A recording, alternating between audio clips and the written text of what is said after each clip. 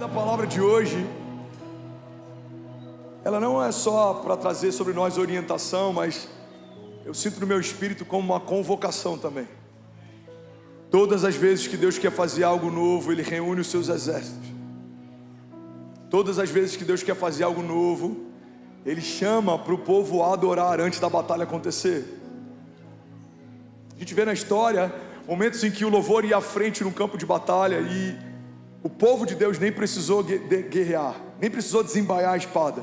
Eles estavam lá, mas eles não lutaram. Por quê? Porque quem celebra antes de acontecer é porque no seu espírito crê que já aconteceu.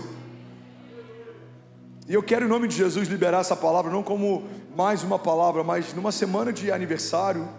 Estamos também vivendo uma semana de transição. Coisas que foram boas até aqui, talvez algumas não funcionarão mais. Direções que nos trouxeram até aqui, algumas delas não nos levarão ao novo. E a gente precisa estar atento, discernindo, a gente precisa estar sensível, porque as coisas mudam. Existem direções diferentes, existem frequências diferentes, existem linguagens diferentes. A Bíblia diz que o sábio discerne o tempo e o modo de todas as coisas. Discernir, entender o que Deus está fazendo faz com que a gente se mova debaixo da direção que Deus está nos dando. Uma coisa que eu aprendi, irmão, é que quem discerne estações evita frustrações. Tem gente que parou numa estação que Deus fazia algo incrível, Deus não está mais lá, mas as pessoas querem continuar celebrando aquilo que Deus fez no passado, mas não estão mais atentas àquilo que Deus está fazendo no presente. É por isso que a nostalgia tem roubado de muita gente a expectativa para o novo. Nostalgia é uma mentira. Nostalgia é uma lembrança açucarada de algo que vivemos e a falsa ideia de que aquilo que vivemos no passado é melhor do que aquilo que viveremos no futuro. Você olha para a sua infância e você fala: uau, a minha infância era tão maravilhosa, aqueles dias que eram bons. Não, eram bons naquele tempo. Hoje Deus tem coisas boas para fazer de novo. As músicas da minha época, aqueles louvores que eram bons, não, eram bons para aquele tempo. Deus está compondo novas canções, Deus está fazendo uma coisa nova. Alguém comigo diga amém. Então eu quero que você entenda que a palavra de hoje, profeticamente, é uma convocação para um novo tempo. E a palavra de hoje, o tema da mensagem de hoje é chamados para fazer história. 5 pessoas felizes com essa convocação, misericórdia. Jesus me ajuda. É o 11º culto. Você sabe que eu estou cansado e eu quero ressuscitar sonhos de alguém aqui, mas eu preciso de pelo menos uns 200 pessoas comigo. Tem alguém comigo aqui, gente? De verdade. Aleluia. Fala para quem está do seu lado: Deus te chamou para fazer história.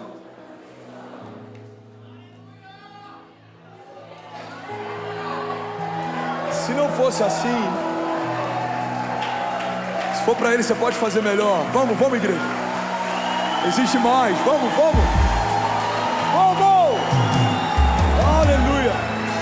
Aleluia. Deus não te chamaria para viver nada abaixo da expressão daquilo que Ele é. Nós somos pessoas ordinárias, ou seja, não existe nada fora do comum em nós, mas servimos a um Deus extraordinário, ou seja, não existe nada em comum no Deus que nós servimos. O entendimento da nossa finitude faz com que a gente tenha ainda mais consciência do poder da eternidade de Deus. O entendimento das nossas limitações faz com que a gente tenha consciência do quão poderoso é um Deus que é ilimitado. O entendimento da nossa identidade faz com que a gente tenha uma consciência ainda maior do poder da pessoa de Jesus e do Espírito Santo e do Pai. Quanto mais consciência eu tenho a respeito da minha pequenez, mais consciência eu tenho a respeito da grandeza de Deus. Todo homem que não tem isso bem estabelecido se acha grande demais, forte demais. Deus ama abater os soberbos. Mas todo homem que sabe que se Deus não fizer, Ele não faz, se Deus não falar, Ele não fala, se Deus não dá uma direção, Ele não caminha, são homens que Deus ama promover. Deus promove pessoas que aos nossos olhos não fazem sentido estar onde estão, viver o que vivem, mas é porque Deus está fazendo na vida deles. Deus ama abater soberbos e promover improváveis, porque a glória de Deus se revela em meio a impossibilidades. A glória de Deus se expressa em meio a improbabilidades. Quando olhamos para um homem gigante, que aos olhos de todo mundo seria um homem escolhido para ser ungido como rei, e Deus escolhe ele, essa escolha não é inusitada, mas Quando Deus escolhe um menino franzino que nem foi cogitado pelo seu pai para estar na sala naquele dia e levanta ele como rei sobre Israel, aí a gente vê que a história de Davi não é mais sobre Davi, é sobre o Deus que escolheu Davi. Quando a história fala a respeito de um menino que caminhava debaixo de uma capa colorida e foi vendido pelos irmãos e foi lembrado por Deus, e no meio de um calabouço ele foi feito líder, e pelo faraó, que era o homem de maior governo da época, ele foi feito governador, nós entendemos que a história de José não é mais sobre José. É sobre o Deus que fez José sonhar. E é sobre o Deus que sonhou com José.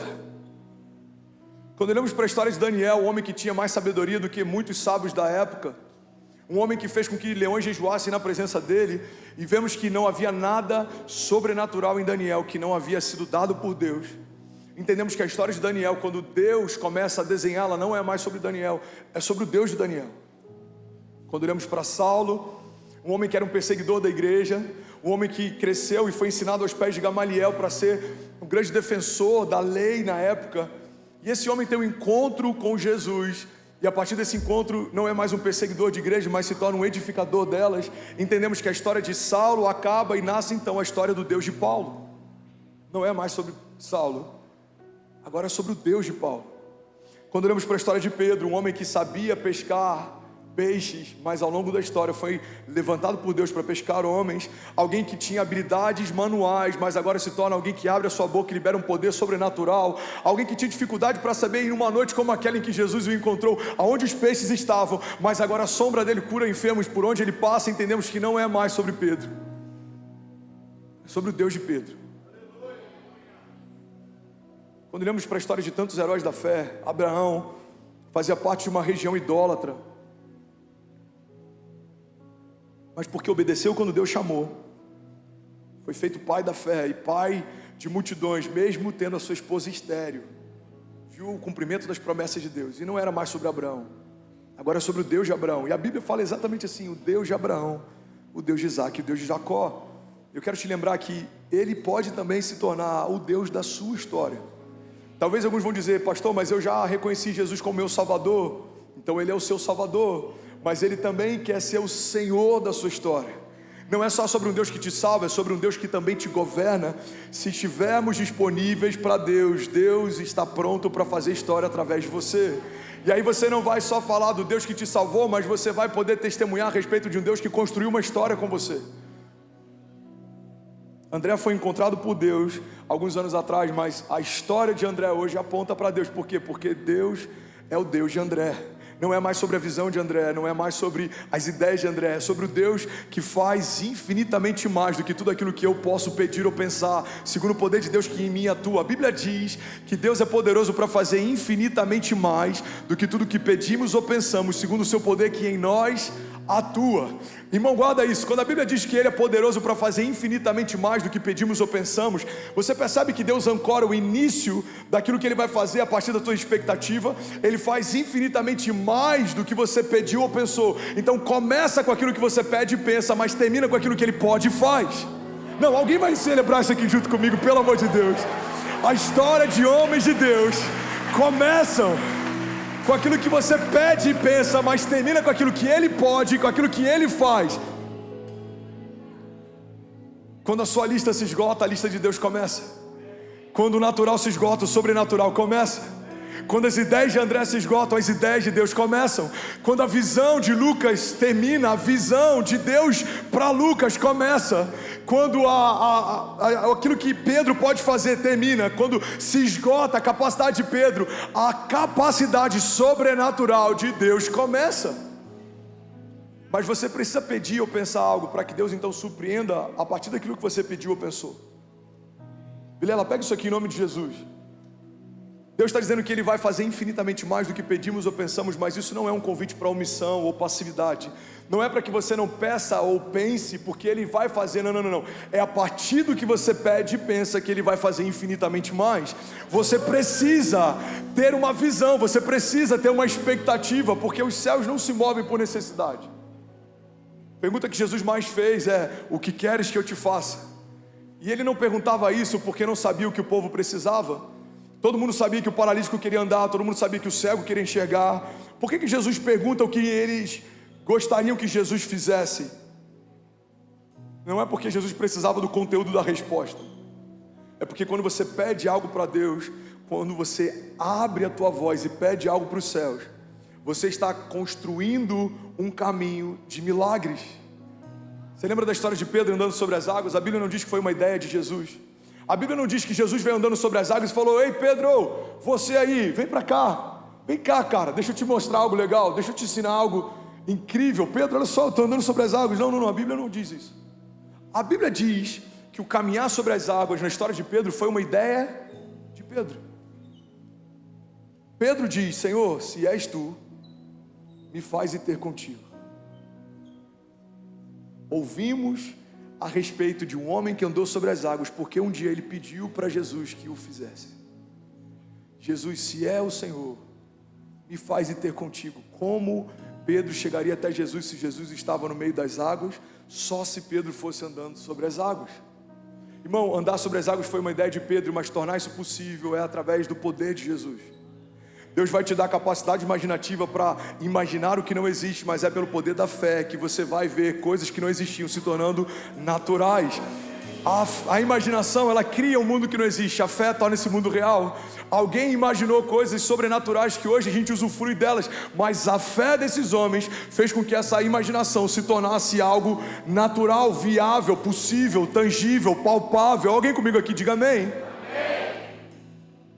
Andar sobre as águas foi uma ideia de Pedro. Parar de sangrar na história da mulher do fluxo de sangue foi uma ideia dela.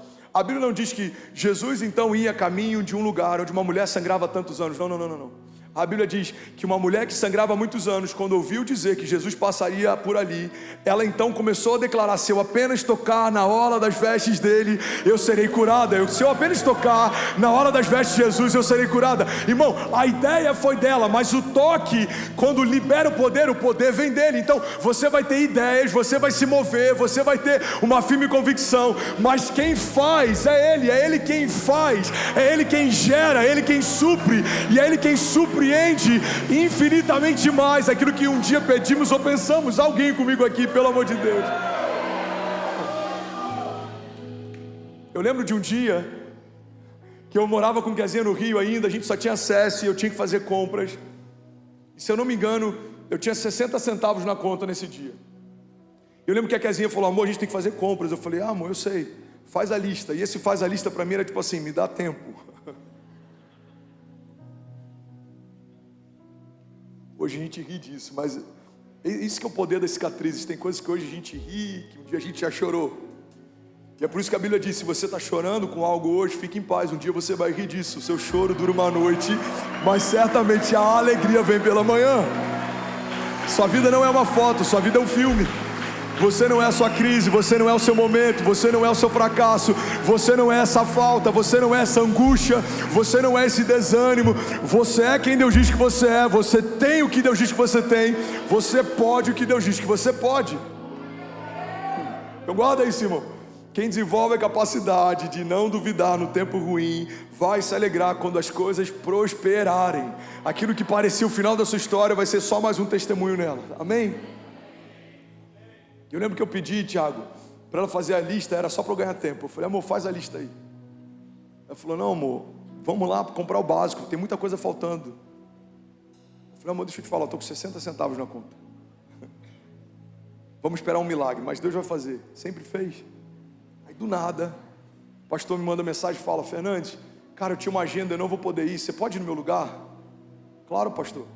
Ele falou: cara, eu estou te mandando oferta, porque eles já até me enviaram, eu estou enviando para você, R$2.000. Eu falei: aleluia, aleluia. Aí eu fui, e eu preguei, e eu derramei tudo que eu tinha, e foi um mover absurdo. Era um acampamento de jovens, Igor. E aí no final do acampamento, o pastor falou assim: cara, tá aqui a oferta. Eu falei: não, pastor, por favor, a gente já recebeu. O pastor já me enviou. Ele falou: não, a gente sabe, mas eu quero te dar uma oferta extra, porque o que você fez hoje marcou a nossa igreja. Aí ele me deu mais R$2.000. E naquele dia, eu tinha levado algumas blusas que eu tinha para vender da nossa marca, na época se chamava Overcome, e eu levei algumas blusas e livros. Irmão, e a gente vendeu em torno de R$2.000 de livros. E para resumir, eu saí com 60 centavos de casa e eu voltei com R$6.000. E agora tá a chave. Falei, amor, de 60 centavos para 6 mil reais, quantas vezes Deus fez com aquilo que a gente tinha? Eu lembro que eu brinquei, eu falei, amor, imagina se a gente tivesse 10 reais na conta, a gente estava bem.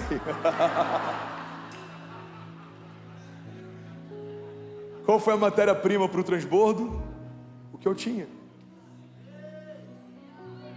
Às vezes a matéria-prima do milagre é o nada.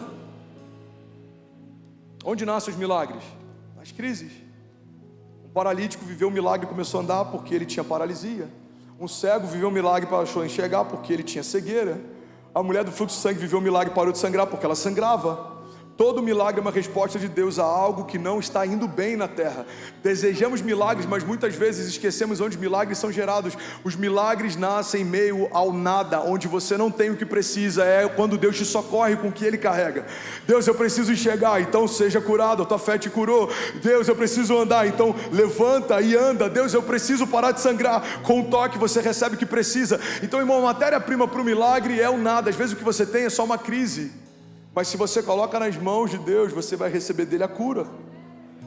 Você percebe que o que você vai viver não está ligado diretamente ao que você tem, mas nas mãos de quem você coloca?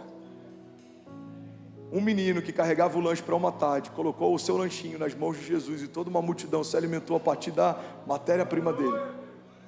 Se aquele menino come o McFish, porque o primeiro McFish da história acontece com esse menino, ele tinha pães e peixes, vamos ser sinceros. Não era um quarteirão, irmão. Não era um... Não posso fazer propaganda, vai que o dono do Burger King está assistindo, vai ficar ruim pra gente. Aquele menino pega o McFish dele e fala, Deus, é tudo que eu tenho. Não foi uma promoção em dobro. Deus não pegou e falou, 2 vezes mais. Não, não, não. Enquanto havia alguém com fome, havia de comer. Mas não só supriu a fome. 12 cestos cheios de comida voltaram para casa. Esse milagre ensina para a gente que a matéria-prima daquilo que Deus vai fazer é aquilo que você tem, se você colocar nas mãos certas. Deus é poderoso. Cara, é por isso que eu amo pregar na nossa igreja. Eu nem entrei no esboço e nem vai dar para eu percorrer ele. Deus já levou para um outro caminho. Mas alguém está recebendo aqui, amém? Eu creio que alguém está recebendo aqui.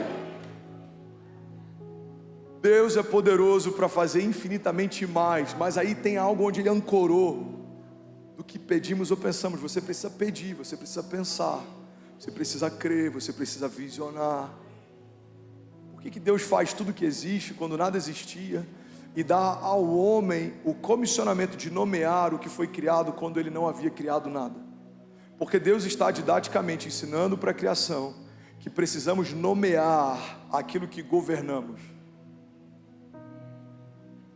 Por que eu sempre chamo o novo ano de melhor ano da minha vida? Porque é o nome que eu dou para cada ano que eu entro.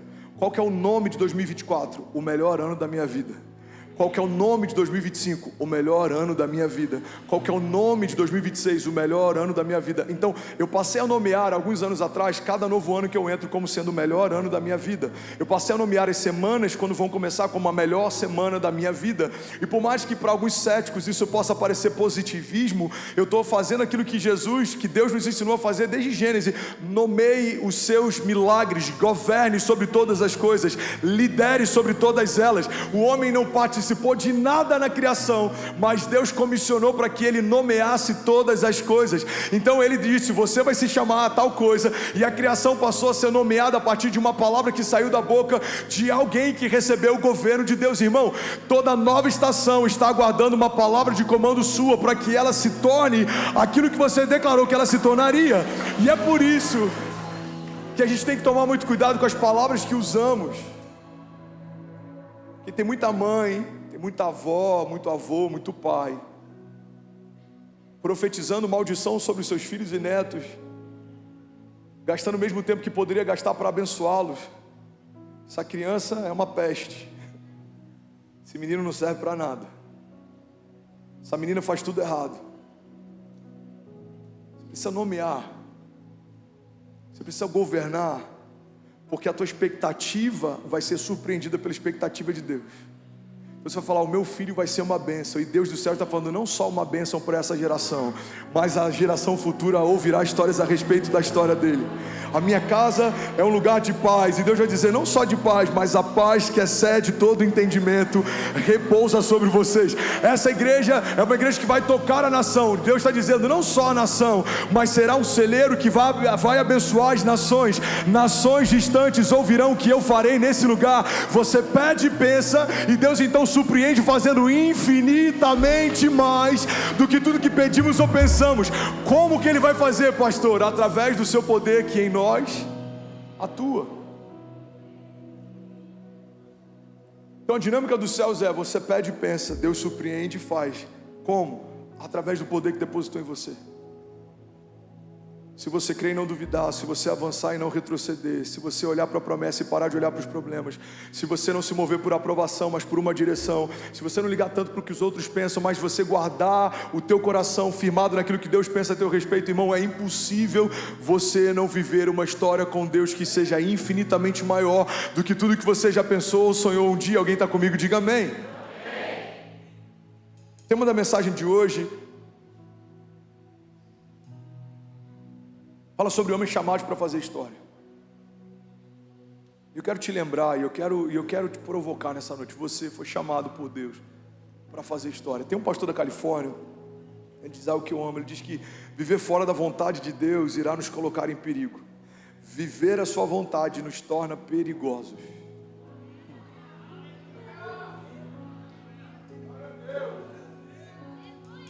Tim Keller dizia, um grande teólogo, autor, faleceu, se não me engano, esse ano, ele dizia que não mataram Jesus porque ele era um cara legal. Você não crucifica caras legais, você crucifica ameaças. Por que crucificaram Jesus? Porque ele ameaçava um sistema, porque Jesus ameaçava os religiosos, porque Jesus ameaçava a religião. Então todo homem que foi comissionado por Deus para fazer história, ele vai provocar o inferno. Eu falei sobre isso há 1 ou 2 semanas atrás. Não se preocupe se o inferno te odeia, mas tenha muita preocupação se o inferno te ama. Está tudo bem se o inferno for uma retaliação contra você, está tudo errado se o inferno quiser patrocinar os teus sonhos. Pastor, eu comecei a fazer algo, parece que tudo se levantou contra. Glória a Deus por isso, irmão, fico feliz de saber. Porque quanto maior a visão, maior a resistência. Jesus recebe a porção do Espírito, é batizado nas águas, ouve uma voz do céu dizendo, esse é o meu filho em quem eu tenho o meu prazer. E a primeira tentação que ele enfrenta não é de uma potestade, um principado ou de uma hoste, é o próprio Satanás tentando Jesus. Você vai perceber que o tamanho da comitiva que é enviada para parar você é proporcional ao tamanho da autoridade que você carrega. Para tentar Jesus, tem que ser o próprio Satanás. Tem homens que caem no primeiro ataque de uma pombagira. Não tem controle, conversam que não deveriam conversar com mulheres que não deveriam conversar. E colocam em xeque um casamento incrível que pode ter sido gerado pelo próprio Deus. Por quê? Satanás não precisou investir muito. Com muito pouco, você abriu a guarda. E muito daquilo que Deus queria fazer pode ter sido abortado por conta de falta de vigilância. Quantos homens de Deus se perderam por conta de uma brecha? Quantos homens de Deus pararam por conta de cansaço? Todo homem de Deus que carrega algo e que eu admiro ou respeito, eu peço um conselho. Nesses dias aqui eu pedi conselhos para alguns dos convidados no nosso tempo de mesa. Me dá um conselho. O que você vê no meu ministério que te preocuparia? O que você acha que eu estou fazendo errado? O que você viu que é uma graça diferente? O que te inspirou naquilo que você viu na nossa igreja? E com um deles eu estava falando sobre o cansaço. Eu falei, cara, construir é algo que me deixa feliz, é algo que me deixa... Mas ver coisas não saindo do papel é algo que me cansa. Por mais que meu espírito esteja feliz, ao longo de uma estação de tanto trabalho e edificação, a gente está cansado. E Deus tem falado muito comigo sobre o poder do descanso. Em algum momento eu quero ministrar sobre isso. E Ele falou, Fernandes, é muito poderoso você aprender sobre descanso, porque uma das coisas que mais paralisou homens ao longo da história foi o cansaço. O cansaço fez Elias, mesmo depois de viver algo tão sobrenatural, pedir para morrer. O cansaço fez com que Davi, mesmo sendo um ungido de Deus e um rei que nunca houve e nunca haverá sobre Israel como ele, ainda assim, num período em que ele deveria estar no campo de batalha, ele preferiu ficar descansando no palácio. Qual era o lugar mais seguro para Davi estar? Com uma espada em mãos, gritando na primeira fileira contra os seus inimigos. Por mais que ele estivesse cansado, o lugar do propósito, ele renova você. Qual o lugar mais perigoso para um rei estar? No palácio. Ele estava descansado demais, a ponto de ser seduzido por algo que ele nem seria tentado se estivesse no lugar que ele deveria estar. Irmão, qual o lugar mais seguro que você pode estar? Correndo riscos com Deus. Eu já falei sobre isso, mas pode ser novo para alguém, eu quero que você guarde isso. É melhor ser Pedro voltando molhado para o barco do que qualquer um dos 11 discípulos que nunca vão poder dizer como é andar sobre as águas. É melhor ser Daniel vendo leões jejuando na sua presença do que ser como todos os outros que se prostraram diante dos reis daquela época para serem poupados da morte. É melhor ser como Estevão, o primeiro mártir da igreja, com seu rosto brilhando com a glória de Deus enquanto os apedrejava, do que ser como todos os outros que negaram o nome de Jesus para que não sofressem danos. É melhor ser um visionário enfrentando retaliação de críticos, céticos, homens inférteis, líderes inseguros, do que ser alguém que não está fazendo nada demais porque preferiu estar no lugar onde você não incomoda mais o inferno. Irmão, incomodar o inferno não é só parte do teu desígnio, é parte do teu chamado, porque tudo que você faz aponta para Jesus e faz com que o inferno te odeie ainda mais. Quando você toca alguém e alguém é curado, o inferno que liberou uma doença sobre essa pessoa não vai ficar feliz com aquilo que você fez. Quando alguém vem à frente e fala, eu reconheço Jesus como meu único e suficiente Salvador, o inferno, que era o Senhor da vida dessa pessoa, quando perde espaço, não vai ficar feliz com aquilo que você está fazendo. Quando você aponta para os céus, quando você fala de Deus, quando você compartilha as boas novas, mas tanto faz se o inferno te odeia, nós sabemos que Deus nos ama. Deus amou você de tal maneira que Ele entregou o seu único Filho, para que todo aquele que nele crê não pereça, mas seja salvo. Deus ama você, Deus chamou você, Deus confia naquilo que Ele depositou em você. Deus, Ele trouxe desígnios sobre você, Ele dá armas para você, armaduras espirituais, segundo Efésios 6:10, pelas quais resistiremos ao inferno, permaneceremos de pé, independente das investidas do inferno, independente das ciladas que vêm contra nós. Maior o que está em nós do que tudo que se levanta ao nosso redor. Alguém está comigo aqui? Diga amém.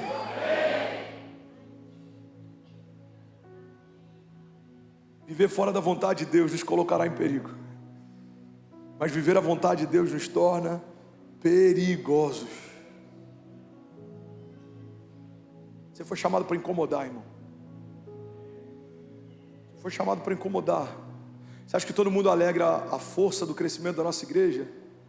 Eu não estou falando só de pessoas de outras religiões que talvez possam não se alegrar com o que Deus está fazendo. Eu estou falando de líderes religiosos dentro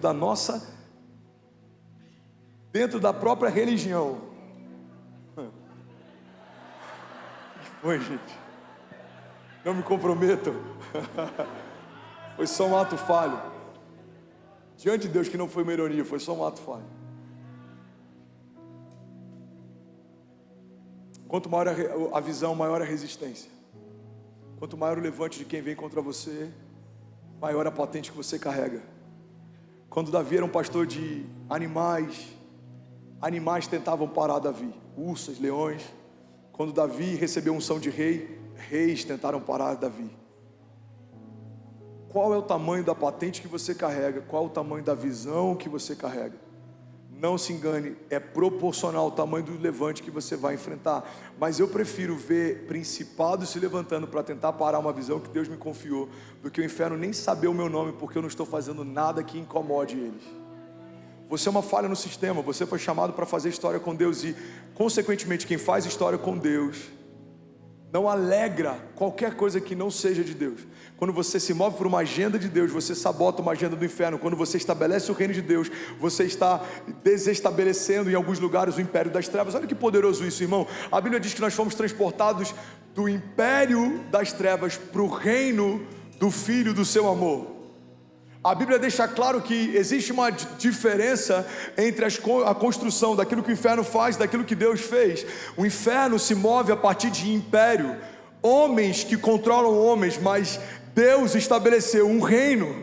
O que Deus está fazendo na nossa igreja não diz respeito a um homem que lidera o império, diz respeito a um Deus que estabeleceu um reino. E o próprio Jesus disse: olha, eu irei edificar moradas com meu Pai para receber vocês. E se assim não fosse, eu não os teria dito. Nesse exato momento, existem moradas sendo construídas nos céus para aqueles que estão fazendo história com Deus. Você não vai ser lembrado pelo tamanho do teu patrimônio, você não vai ser lembrado nos céus nem respeitado pela quantidade de empresas que você abriu, ou pela quantidade de dólar que você movimentou, ou pelo salário que você tinha, ou pela posição que você tinha, mas por aquilo que você fez com Deus. Tanto faz se você é um CEO na terra, o que importa nos céus é a patente que você carrega nos céus, porque um CEO dura algum tempo, uma empresa dura algum tempo, uma fortuna dura algum tempo, mas o galardão é eterno, ele dura para sempre e ecoa para sempre. Alguém comigo aqui, pelo amor de Deus.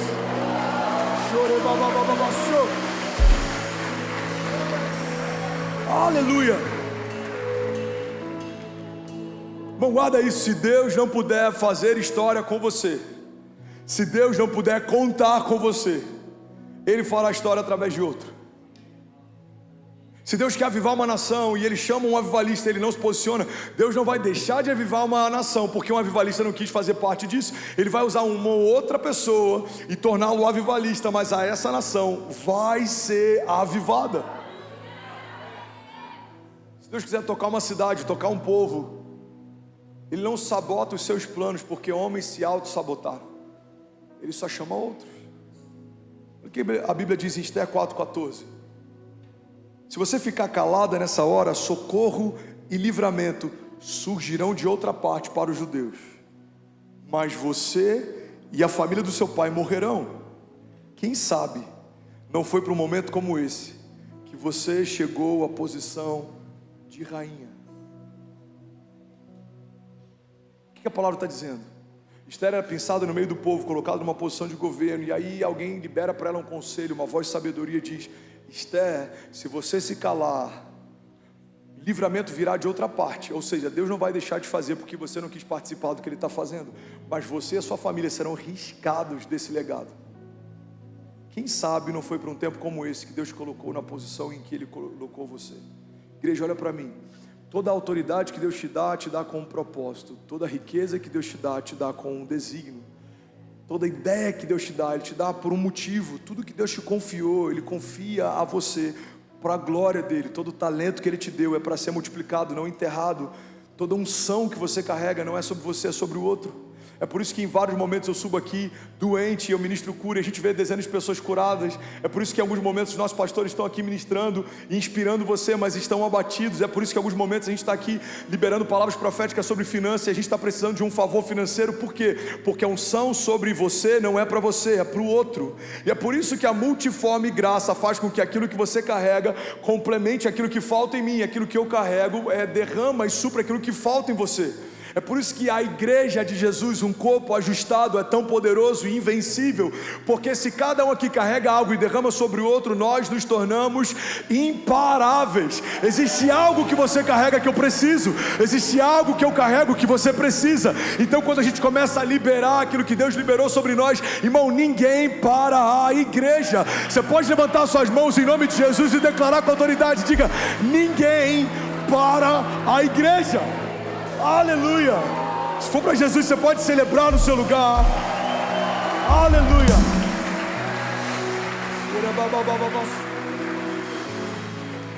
Deus te chamou para governar, irmão. Fala para quem está do seu lado: Deus te chamou para governar. Romanos 5,17. Se pela transgressão de um só a morte reinou por meio dele, muito mais aqueles que recebem de Deus a imensa provisão da graça e a dádiva da justiça reinarão em vida. Pega isso aqui, irmão. Reinarão em vida por meio de um único homem, Jesus Cristo. Vou fazer um pedido voluntário. Se puder fechar aquela porta lá no final. Um abençoado entrou ali, deixou ela aberta. Me ajudem, por favor. Obrigado, gente, vocês são incríveis. Salva de palmas para os nossos voluntários, apaixonados. Glória a Deus. Pastor, você fica de olho em tudo, irmão. Na minha casa eu não gosto que ninguém deixe a porta da geladeira aberta. Amém? Na casa de Deus, então, eu tenho que ter mais zelo do que eu tenho na minha casa. Glória a Deus por isso. Vamos celebrar aqui, só abrindo parênteses, cada voluntário que você viu nesses 11 cultos, nos últimos 6, 7 dias. Você pode celebrar cada voluntário da produção, consolidação, intercessão, mídia, áudio, luz, diaconia, streaming, kids, segurança, parking, produção, staff, music. Aleluia, aleluia. Romanos 5,17 está dizendo o seguinte: quando um homem pecou, a morte recebeu, por conta do seu pecado, a autoridade para estabelecer governo. O governo era nosso, mas pelo pecado foi transferido. Mas na redenção, aquilo que havia sido perdido foi restaurado. Igreja, olha para mim, vocês estão comigo? Diga amém. Um dos significados de redenção é resgate. O que é um resgate? É algo que havia sido perdido e foi retomado.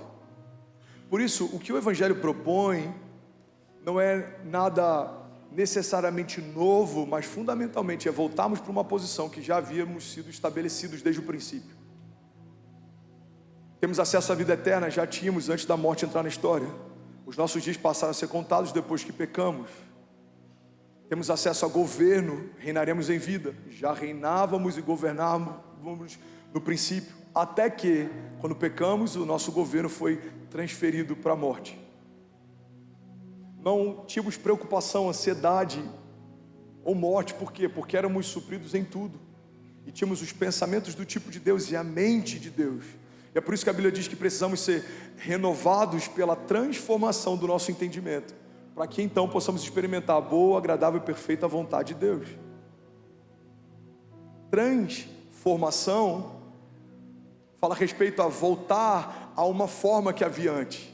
Você tinha uma forma, então o Evangelho ele te transforma, ele te traz de novo ao modelo inicial que Deus já havia estabelecido. E nesse modelo você governa com Deus, nesse modelo você não tem medo da morte, nesse modelo você não tem uma deadline, não tem mais um final da tua história, porque no princípio fomos feitos para ser eternos como Deus é, fomos feitos à imagem e semelhança de Deus. Então em Deus há eternidade, Ele é o Pai da eternidade, e em nós no princípio também. Em Deus há governo, Ele governa sobre todas as coisas, em nós também. Em Deus há poder criativo, Ele abre a sua boca e declara haja, e tudo que existe, existe porque a partir dele tudo que foi feito se fez. João diz sobre isso: se não fosse por meio dele, nada do que foi feito se fez. Então precisamos entender que quando acessamos a graça e estamos novamente nesse lugar que não deveríamos ter saído, precisamos caminhar, precisamos usufruir daquilo que tínhamos desde o princípio: governo, autoridade, eternidade, santidade, intimidade, relacionamento com Deus, paternidade, filiação. Nós não somos mais escravos, agora somos livres. Nós não somos mais pecado, agora nós somos justiça de Deus. Nós não estamos mais com pires na mão pedindo algo para os céus. Nós recebemos dos céus toda a provisão que nós precisaríamos em algum momento. Nos tornamos fonte, nós somos a bênção. A Bíblia diz que Deus nos abençoou com todas as bênçãos espirituais das regiões celestiais. O tempo verbal não é futuro, Deus nos abençoará. O tempo verbal é passado, Deus já nos abençoou. Aleluia! Então o que a palavra está dizendo aqui precisa ser um norte para a nossa construção, porque tem muita gente que está esperando a vinda de Jesus, mas não está fazendo história enquanto Ele não vem. Tem gente que respalda a sua construção em Maranata: ora vem Senhor Jesus. Pastor, eu não preciso ansiar por isso? Sim, mas enquanto não acontece, estabeleça o governo dos céus sobre a terra. No outro extremo, temos pessoas que nem lembram mais do céu, não clamam Maranata, não se preocupam com a vinda dele, só querem liderar nos dias de hoje, como se tudo se resumisse a isso aqui. Paulo diz: se a nossa esperança é só para esse tempo, de todos os homens somos os mais miseráveis entre eles. Então qual o desafio? Parece quase paradoxal, mas é essa linha tênue que você tem que caminhar. Fazer história com Deus na terra, mas não tirar os seus olhos dos céus. Governar nos dias de hoje, mas saber que tudo isso aqui passa, e o que Deus tem para você de maior peso e valor aponta para a eternidade. Alguém está comigo aqui? Pedro, quando Jesus pergunta: por acaso vocês querem ir com eles também? A multidão está indo embora, vocês querem ir junto? Pedro fala: Senhor, para onde iremos nós? Se só Tu tens as palavras de vida eterna. Não há outro caminho, não há outro Deus, não há outro nome, não tem mais um plano B. A gente está estragado para tudo. Pega isso aqui, irmão. Mas o mesmo Pedro que fala, para onde iremos nós se só tu tens os caminhos, as palavras de vida eterna, é o Pedro que tempos depois caminha sobre as ruas da cidade, e pela sombra dele enfermos são curados. É o mesmo Pedro que abre a sua boca e prega, e milhares se convertem. Você percebe que a expectativa de Pedro em relação aos céus não diminuiu a efetividade do ministério de Pedro enquanto caminhava na terra? Igreja, guarda isso em nome de Jesus. Eu falei no princípio, eu quero te relembrar no final dessa mensagem. Não é só um sermão, é uma convocação profética. Deus está chamando famílias que queiram fazer história com Ele. Deus está convocando um povo que queira fazer história com Ele. Deus está alistando um exército que vai fazer história com Ele. Deus está juntando pessoas que querem fazer história com Ele. Olha o que a palavra diz, Romanos 5,17, coloca de novo por favor, coloca aqui na tela. Romanos 5,17 diz assim: se pela transgressão de um só a morte reinou, ou seja, quando pecamos a morte assume o governo, agora, muito mais, aqueles que recebem de Deus a imensa provisão da graça e a dádiva da justiça, reinarão em vida. Irmão, se a Bíblia dissesse reinarão, talvez alguns de nós estaríamos discutindo se esse reinado é futuro ou presente, se esse governo ele é dos céus ou é terreno. Mas a Bíblia está deixando bem claro que a palavra aponta para um reino em vida. Você foi chamado por Deus para reinar em vida. Não, eu vou falar de novo, alguém vai pegar isso aqui no espírito. Você foi chamado por Deus para reinar em vida. Eu vou entrar numa outra área que eu nem ia entrar, até porque meu tempo já estourou, mas eu preciso costurar e finalizar isso aqui. Alguém está recebendo algo de Deus? Diga amém. Pega isso aqui. Pastor, mas João Batista dizia que diminua eu para que ele cresça. Mas João Batista ele é um profeta de um tempo. Ele quebra o silêncio de Deus através do ministério profético, mas ele é o final de um tempo. Ele aponta para um novo tempo e ele aponta um caminho que ele leva o povo para uma nova aliança. Até esse momento, a mentalidade era que eu diminua para que Deus cresça. Mas a partir de Jesus e da provisão da graça e da nova aliança, o comissionamento que o próprio Jesus fala que nós recebemos é que vocês brilhem como estrelas no universo para que todos vejam a glória de Deus em vocês. João diz que através dos muitos frutos de vocês, Deus seja glorificado. Jesus diz, não se coloca uma candeia no lugar mais baixo da casa, não, se coloca no lugar mais alto para que todos vejam. O que Jesus está dizendo é que pela nova aliança, estamos agora num lugar de governo, foi restabelecido o reinado, a partir de nós uma autoridade que havia sido perdida no princípio, foi restaurada na cruz. Então, a partir desta aliança, vocês precisam governar, vocês precisam liderar, vocês precisam visionar. Deus quer levantar homens que serão pioneiros, estabelecerão mercados, encontrarão curas para doenças, que terão sonhos que parecem loucuras. Você precisa ter orações que, se fossem ouvidas por alguém que te conhece, achariam que você está louco. Precisamos voltar a sonhar com construção de universidades e de hospitais e de cidades, por que não? Precisamos liderar mercados, governos, empresas. Precisamos estar nos lugares mais altos. Os prêmios que são dados ao talento de homens precisam ser dados ao povo de Deus. Os melhores cantores, as melhores canções, os melhores filmes, as melhores peças, as maiores ideias, os melhores projetos, os projetos mais ousados. Alguém comigo aqui, pelo amor de Deus. Aleluia, aleluia. Porque para mim, irmão, não faz sentido. Eu não sei qual é a fé do Elon Musk, e eu de fato não sei em que ele acredita, mas para mim não faz sentido alguém que pode ser que nem acredite em Deus se mover mais por impossibilidade do que um povo que conhece o Deus impossível. Se eu falar hoje que eu estou sonhando com um bairro, vão dizer, esse cara é louco. Mas um homem que pode nem acreditar em Deus, ele está querendo mudar a história a partir de um projeto de empreendedorismo, e tem muita gente aportando na visão de alguém que está se movendo por impossibilidades. Achavam impossível durante uma época o gerenciamento de energia.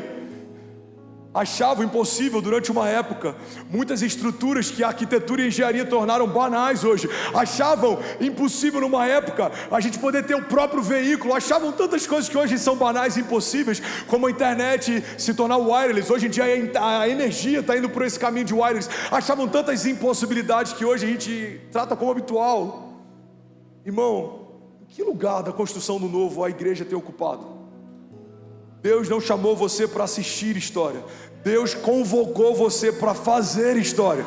Deus chamou a sua igreja para voltar para o lugar que ela já tinha desde o princípio. Nomear estações, profetizar. Você precisa abrir portas que não existem. Você precisa ver o que ninguém viu, sonhar o que ninguém sonhou, para que a partir da tua visão, aquilo que Deus te confiou, pessoas possam viver aquilo que ninguém está vivendo. Alguém está comigo? Diga amém.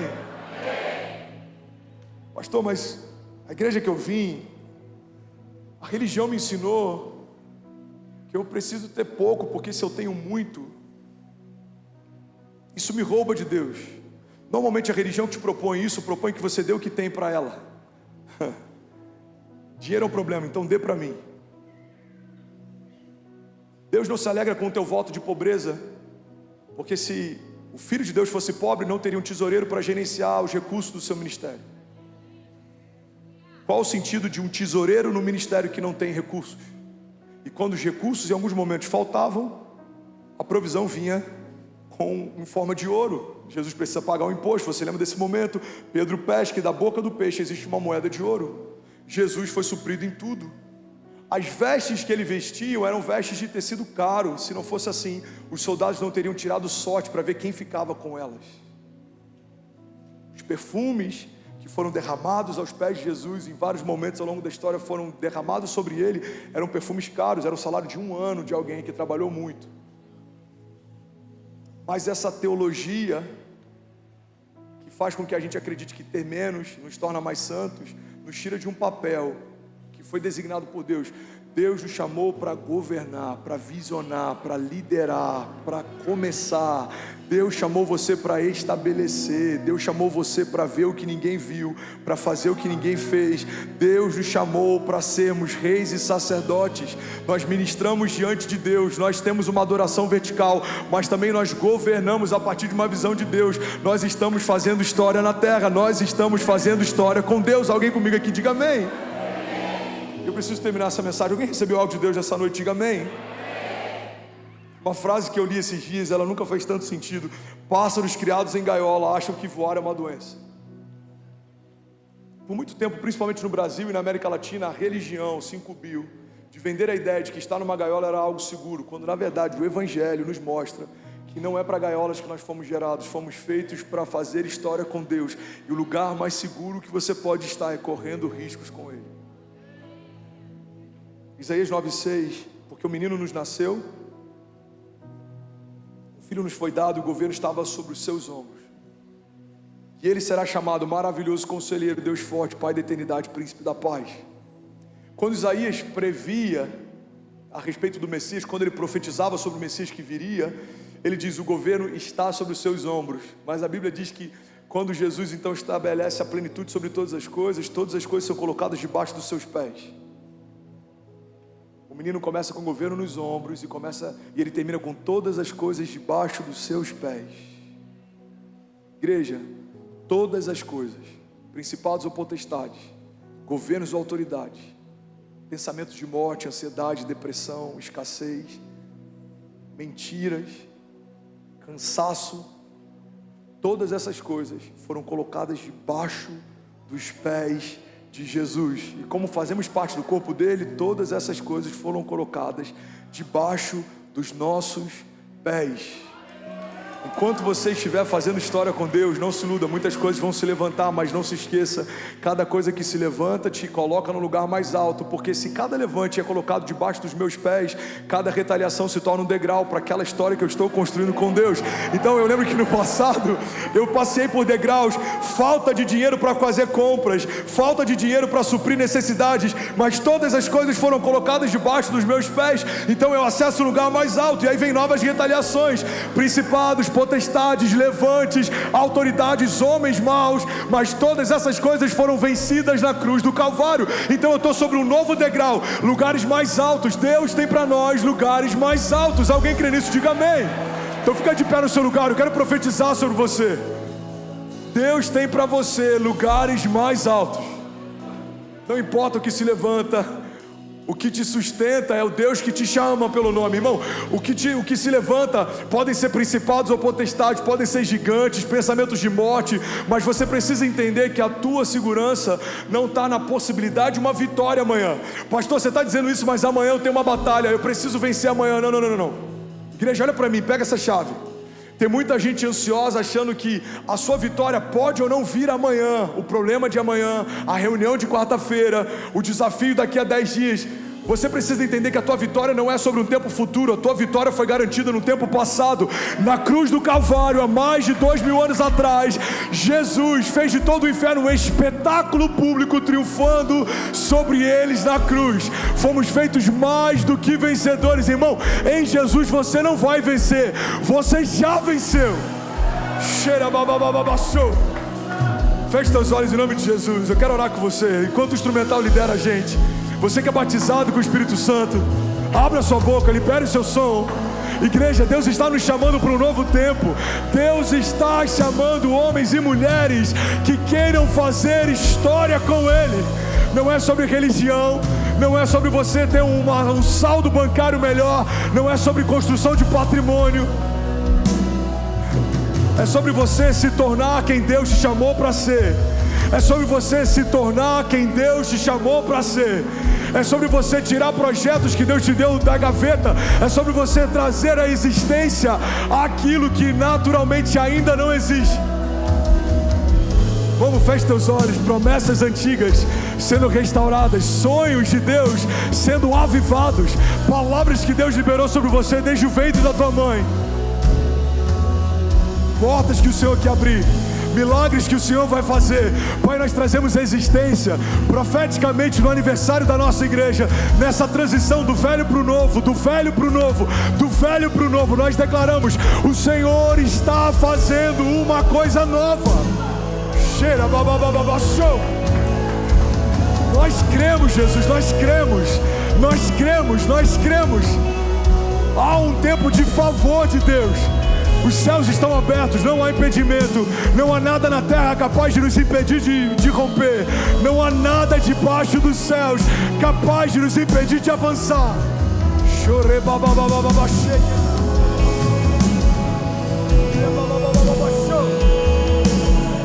Vamos, abre a sua boca, abre a sua boca. Comece a profetizar sobre a tua semana. Levante suas mãos, feche teus olhos. Comece a profetizar. Eu profetizo uma semana de milagres. Eu profetizo descanso, bálsamo sobre os meus pensamentos.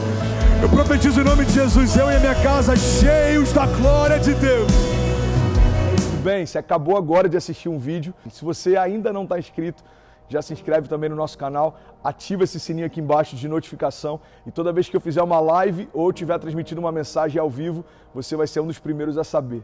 Mas eu deixei mais 2 indicações aqui que eu espero que façam muito sentido para você. Então já aproveita e clica para assistir a próxima mensagem, beleza? Seja bem-vindo ao time de incendiários e eu espero de verdade que essas mensagens mudem a sua vida como elas têm mudado a minha também. Até a próxima. Valeu!